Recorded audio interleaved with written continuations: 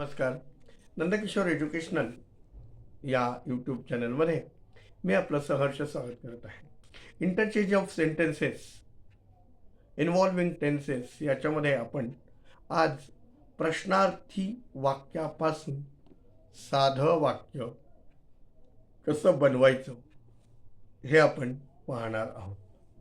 मागच्या व्हिडिओजमध्ये आपण काय पाहिलं तर साध्या वाक्यापासून प्रश्नार्थी वाक्य कसं तयार होतं.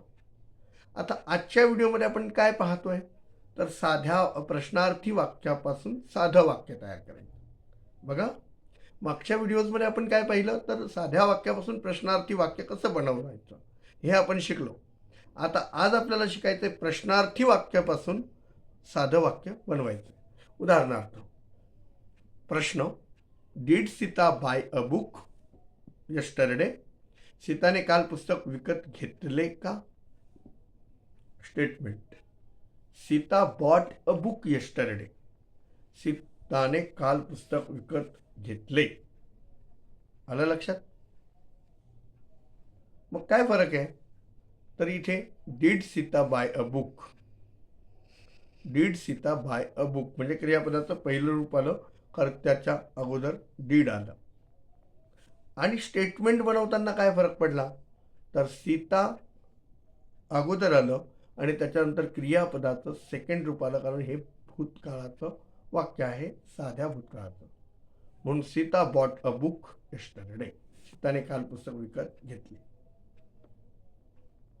पुढचं वाक्य, do I write a letter? मी पत्र लिहितो का? Statement, I write a letter, मी पत्र लिहितो. Question, does he read now? Statement, he reads now, तो आता वाचतो का? डज ही रीड नाव, तो आता वाचतो का? स्टेटमेंट, ही रीड्स नाव, म्हणजे तो आता वाचतो. Question, did they write a book? त्याने आता did they write a book, ते पुस्तक लिहिता का? Statement, they wrote a book, ते पुस्तक लिहितात. Question, did you not go there? Statement, you did not go there. Question, have you gone home? Statement, you have gone home.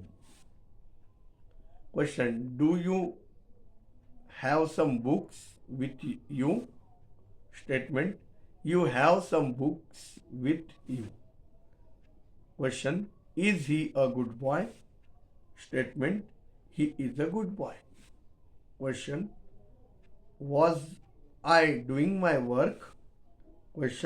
Statement, I was doing my work.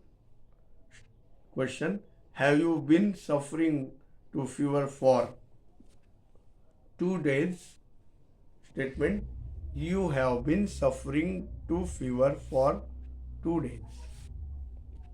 Question, can Hari not read a book now? Statement, Hari cannot read a book. प्रश्न वाचक वाक्याचे साधारण वाक्य बनवत असताना नियम 1 मध्ये दिल्याप्रमाणे उलटा करायचा आहे. म्हणजे काय करायचं आहे, डू आणि डज ला त्यापासून काढून टाकायचं आहे. म्हणजे जे ठेवलेलं आहे ना त्याच्या अगोदर जे सहाय्यकारी क्रियापद लावायचे ते काढून टाकायचे. आणि डजला डू आणि डज काढायचं. जर डज आलं असेल सुरुवातीला तर क्रियापदाला यस किंवा इएस लावायचं. 1 ते 4 उदाहरणं बघा. आणि डीड ला कर्त्याच्या पूर्वीपासून काढून घ्यायचं आणि काय करायचं, वाक्य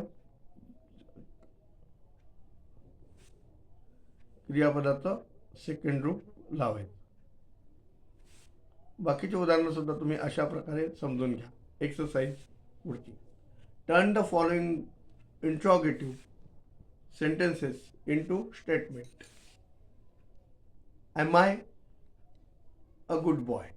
आता am I a good boy, so I am a good boy झालं. एम आय हे काढून घ्यायचं. Is he a voice. He is a voice. Can you go there. You can go there. आहे की नाही. May I come in. I may come in. Do you love me. I love you. किंवा you love me असं पण ते होऊ शकतं. Does he not like. He does not like. Are you not working properly. You are not working properly. Is Hari not a just man. Hari is not just man. लक्षात. Has the boy solve the problem. हे तुम्ही करायचे. मी ते दाखवतोय तुम्हाला. फक्त काय दाखवले. Have you no money with you now. Had they gone before he came. Shall I not obey you. Will he be writing book. had a letter been written by him. Was he not sleeping there. Did he play hockey match. Does she work well. Do the boys obey their teachers. Does Rama go for a walk daily. अशा प्रकारे या वाक्यांचं आपल्याला प्रश्नार्थी वाक्यांचं साधारण वाक्यामध्ये करायचं आहे. भेटूया अशाच एका नवीन व्हिडिओमध्ये. तोपर्यंत खुश राहा, आनंदी राहा. हा भाग मला वाटतं 7वा आहे. धन्यवाद.